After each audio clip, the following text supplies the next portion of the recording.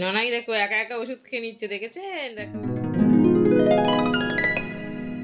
Hello বন্ধুরা, good morning and welcome back to my channel Archija daily vlog. আশা করি আপনারা সবাই খুব ভালো আছেন, এখানেই আছেন, সুস্থ আছেন। কেননা সুস্থ থাকাটা এখন খুবই দরকার। আমার ছোটো মেয়ে স্কুলে চলে গেছে, বড়ো মেয়ে স্কুলে চলে গেছে। এখন আমি চায়ের একটু জল বসিয়েছি, চা খাবো। সকাল সকাল উঠতে পারলে অনেক কাজ হয়ে যায়, কিন্তু আমি তো সকালবেলা ঘুম থেকে উঠতে পারি না, এই জন্য আমার কাজকর্ম সবই দেরি হয়। কিন্তু আজকে আমার অনেক কাজকর্ম হয়ে গেছে, মানে দুটো ঘর এখন সবে বাজে 8টা। তো দেখুন এই যে ঘড়িতে এখন সবে 8টা বাজে। তো 8টা বাজতে বাজতে আমার কিন্তু দুটো ঘরই মোটামুটি পরিষ্কার করা হয়ে গেছে।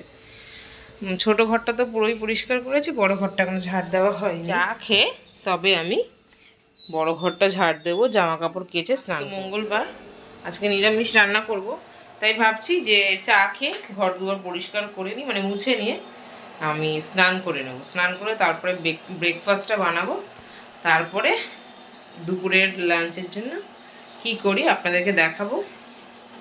তো চলুন আগে চাটা করে চাটা খেয়ে নিই। আর একটা কথা আমি কালকে মানে ভিডিওতে বলতে পারিনি, যে শাড়িটা কেমন হয়েছে অবশ্যই দেখাবেন, আর ওকে কি গিফট দেবো বিয়েতে সেটাও আমি আপনাদেরকে অবশ্যই দেখাবো। আমি নিয়ে এসেছি, কিন্তু আমি চাইছি ও বৃহস্পতিবার আমার বাড়িতে আইবুড়ো ভাত খাবে বলেছে।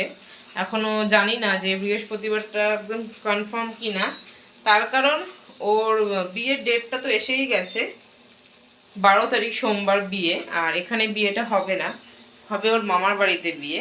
তো সেই কারণে ও শনিবার দিনকেই চলে যাবে। যতক্ষণ না আমার বাড়িতে বিয়ে আইবুড়ো ভাত খেতে আসে ততক্ষণ তো আমি বলতে পারবো না। তাই আইবুড়ো ভাত খাওয়া হয়ে গেলেই আমি কি গিফট এনেছি ওর জন্য আপনাদেরকে অবশ্যই আমি দেখাবো। তো আগে আমি চাটা খেয়ে নিই। তো স্নান করে আমি চলে এসেছি, আর ঘরে কোনো সবজি ছিল না, রান্নাঘরেই চলে এসেছি ডাইরেক্ট। তো এই যে আলু কুমড়ো কেটেছি, আলু কুমড়োটা আজকে তরকারি করব। আর ময়দাটা ফ্রিজে ছিল বলে আমি আগেই বের করে রেখেছি, ময়দা দিয়ে আমি লুচি করব। তো কড়াইটা আগে বসি। আজকে আমি 5 ফোড়ন শুকনো লঙ্কা দিয়ে আলু কুমড়োর তরকারি করব, তার জন্য আলু কুমড়োর তরকারিটা বসিয়ে দিয়ে ময়দাটাকে ভালো করে ময়াম দিয়ে গরম জল দিয়ে আস্তে আস্তে করে মেখে নেব। কিন্তু আজকে আর ময়দা মাখাটা পাতলা হয়ে গেছিলো, তাই শুকনো ময়দা দিয়ে আরেকটু ভালো করে মেখে নিলাম।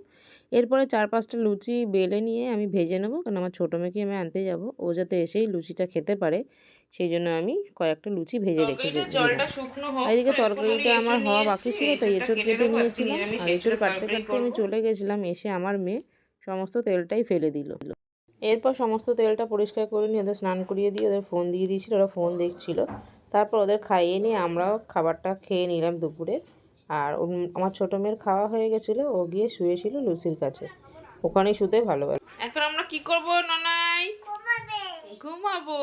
এখন আমাদের খাওয়া দাওয়া হয়ে গেছে, এখন আমরা ঘুমাবো। ননাই দেখো একা একা ওষুধ খেয়ে নিচ্ছে, দেখেছেন? দেখুন, গুড গার্ল। আমরা এখন ঘুম থেকে উঠে গেছি। আমার ননাই এখন যাবে, কোথায় যাবে? বিয়ে বাড়ি। এখন বিয়ে বাড়ি না তো, কদিন পরে। এখন আমরা রাস্তায় যাবো একটু, তাই তো? চলো। এরপর ওকে একটু রাস্তা থেকে ঘুরিয়ে নিয়ে আসতে গেলাম, তার কারণ ঘুম থেকে উঠেছে, একটু ঘুরে আসলে খাবারটা তাড়াতাড়ি খেয়ে নেবে। তো আমরা বাইরের থেকে ঘুরে এসেছি, আমার মেয়ে এখন ওর বাবাকে ডাকছে, বাবা বাবা। আর এখন আমি মেয়ের জন্য একটু খাবার করবো, আর নিজের জন্য একটু চা করবো। তার কারণ সকালবেলা উঠেছি তো মাথাটা এখনও ভারী হয়ে রয়েছে, একটু ঘুমিয়েছি কিন্তু তবু মাথাটা এখন ভারী হয়ে, আমি সকালে কোনোদিনই স্নান করি না, আজকে মাথায় তেল দিয়ে স্নান করেছিলাম, তো সেই কারণে মাথাটা একটু ভারী ভারী লাগছে। তো চলুন রচা করে নিই। নিরামিষের দিন ফেনা ভাত খেতে আমি খুব ভালোবাসি, আলু সিদ্ধ দিয়ে ঘি দিয়ে। কারা কারা এই খাবারটা খেতে ভালোবাসো আমাকে একটু কমেন্ট করো প্লিজ। তো আজকের মতো সমস্ত কাজকর্ম করে নিয়েছি, বাসন টাসন মাজা হয়ে গেছে, শুধু কড়াইটা আছে। তার কারণ কড়াইতে আমি ফেনা ভাত করেছিলাম, ওটা লেগে গেছে, ওটা একটু না ভিজলেই মাজতে পারবো না। তো আজকে আমাদের ভিডিওটা এখানে এন্ড করছি। আর কাদের কাদের ফেনা ভাত খেতে ভালো লাগে অবশ্যই আমাকে কমেন্ট করে জানাবে।